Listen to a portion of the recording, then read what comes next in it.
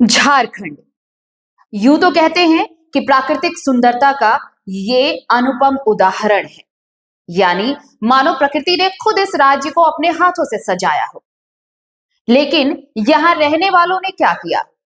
यहां रहने वालों ने इसे नाम दिया घोटालों का प्रदेश।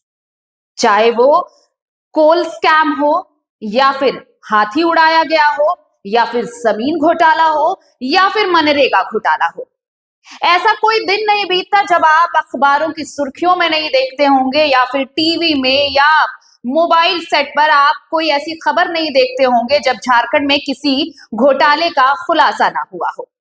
अब एक और नया घोटाला हुआ है। ये घोटाला पाकुड़ में हुआ है। करोड़ों का घोटाला कर लिया गया फर्जी हस्ताक्षर के नाम पर।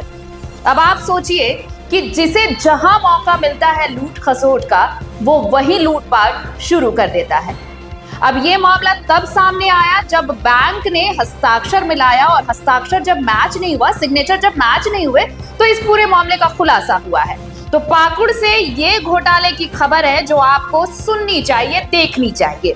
दरअसल यहाँ अधिकारी का फर्जी हस्ताक्षर कर भारतीय स्टेट बैंक से 12,38,66,000 रुपए की अवैध निकासी कर ली गई। और इस मामले में कल्याण विभाग में कार्यरत 3 सरकारी कर्मी समेत 2 दर्जन लोगों के खिलाफ, यानी तकरीबन 23 लोग हैं जिनके खिलाफ सरकारी राशि के गबन, धोखाधड़ी को लेकर नगर थाने में प्राथमिकी दर्ज कराई गई है। कल्याण विभाग द्वारा संचालित आवासीय विद्यालयों में उपस्कर आदि की आपूर्ति के नाम पर दरअसल कल्याण विभाग द्वारा संचालित आवासीय विद्यालयों में उपकरण आदि की आपूर्ति के नाम पर फर्जी विपत्र के सहारे कल्याण पदाधिकारी का फर्जी हस्ताक्षर किया गया और करोड़ों रुपए की सरकारी राशि की निकासी कर ली गई। अब इस मामले में समेकित जनजातीय विकास अभिकरण के निदेशक अरुण एक्का ने प्राथमिकी दर्ज कराई है। पुलिस जिला कल्याण कार्यालय में काम कर रहे कंप्यूटर ऑपरेटर सूरज कुमार केवट, प्रधान सहायक मानवेंद्र झा और अनुसेवक अक्षय रविदास को हिरासत में लेकर उनसे पूछताछ शुरू कर दी गई है। निदेशक आईटीडीए अरुण एक्का ने बताया कि कल्याण कार्यालय में कार्यरत अनुसेवक अक्षय रविदास, ऑपरेटर सूरज कुमार केवट और प्रधान सहायक मानवेंद्र झा ने साजिश रचकर फर्जी दस्तावेज के सहारे ये फर्जी हस्ताक्षर किए गए और इसी के जरिए सरकारी राशि की निकासी कर ली गई। उन्होंने बताया कि तीनों सरकारी सेवकों समेत 23 के खिलाफ सरकारी विश्वास का हनन करने, धोखाधड़ी और सरकारी राशि के गबन को लेकर एफआईआर दर्ज कराई गई है। एक्का ने यह भी बताया कि साजिश के तहत अधिकारी का फर्जी हस्ताक्षर कर राशि दूसरे के खाते में हस्तांतरित करने के लिए जो एडवाइस भारतीय स्टेट बैंक को भेजा गया था, वो जांच के दौरान संदेहास्पद पाए जाने पर ही जांच शुरू की गई। और जब जांच हुई तब पता चला कि 12,38,66,600 रुपए की अवैध निकासी कर ली गई है। उन्होंने कहा कि इस मामले में बैंक अधिकारियों की संलिप्तता के बिना राशि की निकासी हो ही नहीं सकती। अब आप ये सोचिए कि एक बारी जांच कराई गई तो ये पता चला भाई कि ये हस्ताक्षर फर्जी है, लेकिन इसके पहले जब 12 करोड़ से ज्यादा की निकासी हुई तब क्या हस्ताक्षरों का मिलान नहीं कराया गया? तो ये क्या संभव है कि ये सिर्फ कंप्यूटर ऑपरेटर और जो बाकी कर्मी है, जो सरकारी कर्मचारी और बाकी जो 23 लोग इसमें नामजद किए गए हैं, उनको अगर उन्होंने ये फर्जी निकासी की है तो बिना बैंक अधिकारियों के मिली भगत के ये संभव हो पाएगा? आप भी कहेंगे ये बहुत सीधा सा सवाल है, अगर बैंक अधिकारी मिले नहीं होंगे तो फिर ये निकासी कैसे होगी? क्योंकि अवैध निकासी तभी संभव है जब फर्जी हस्ताक्षर का मिलान भी सही कर दिया गया होगा। तो अब देखिए, जब जांच होगी, अब जब इन 23 लोगों के खिलाफ प्राथमिकी दर्ज की गई है, तो अब जब पूछताछ शुरू हुई है तो यकीन मानिए अभी कई और बड़े नाम सामने आएंगे, कई और खुलासे होंगे और कई चौंकाने वाले तथ्य सामने आने वाले हैं। तो कुल मिलाकर यही है कि झारखंड की नियति ही यही है, जिसे जहां मिलता है लूटने का मौका, वो वही लूट खसोट करता है, चाहे वो पैसा किसी गरीब के लिए ही क्यों ना आए। निवाले पर डाका डालने में कोई पीछे नहीं रहता। पुलिस आई थी, क्या कुछ है सर?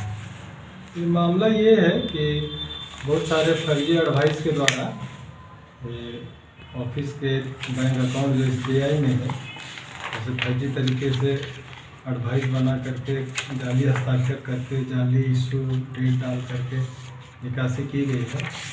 और इतनी बड़ी राशि की निकासी जो है बैंक के कर्मी के संलिप्तता के बिना संभव नहीं है, क्योंकि पूर्ववर्ती पदाधिकारी के भी जाली हस्ताक्षर से निकासी हुई है, वो मेरे कार्यकाल में हुई है। क्योंकि बैंक को तो ये पता है कि कल्याण पदाधिकारी बदल गए, उनका सिग्नेचर बदल गया, उनका सिग्नेचर उनके सिस्टम में अपडेट हुआ, उस परिस्थिति में भी उनके द्वारा निकासी की गई है। और बैंक के पदाधिकारी के द्वारा संभवतः यही देखा जाता है कि वे चाहते हैं कि अकाउंट से राशि की निकासी कम से कम हो, ताकि बैंक में उनका बैलेंस बढ़ा हुआ दिखे, उनका उससे परफॉर्मेंस दिखता है।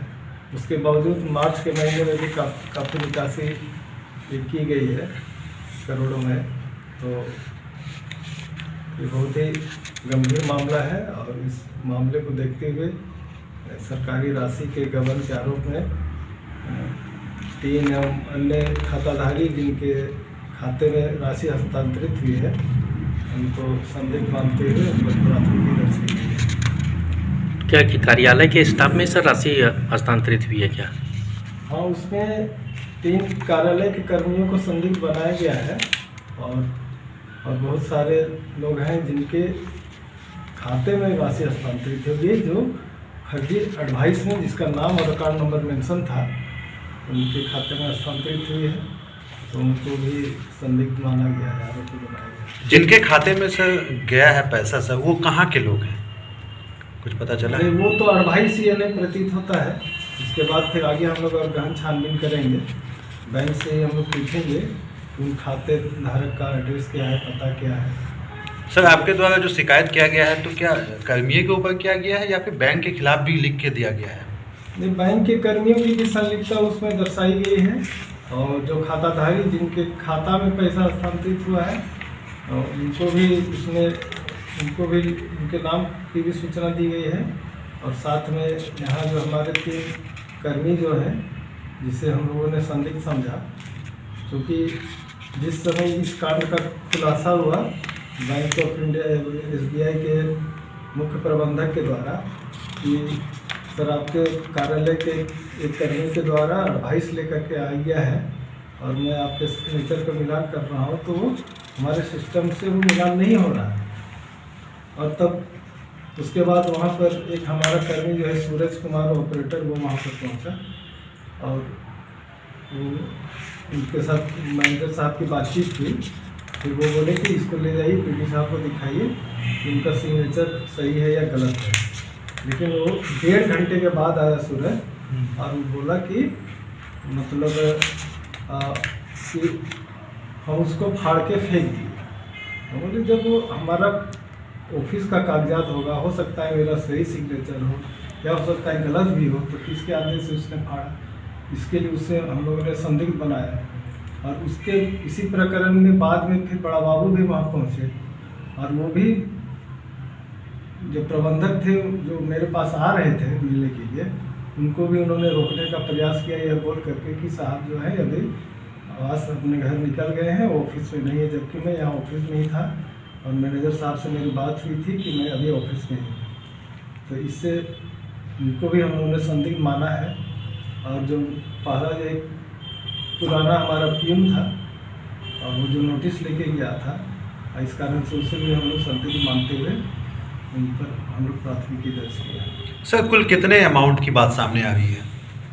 अभी तक जो तहकीकात हुई है हम लोगों के द्वारा, वो 12 से 13 करोड़ के बीच का है।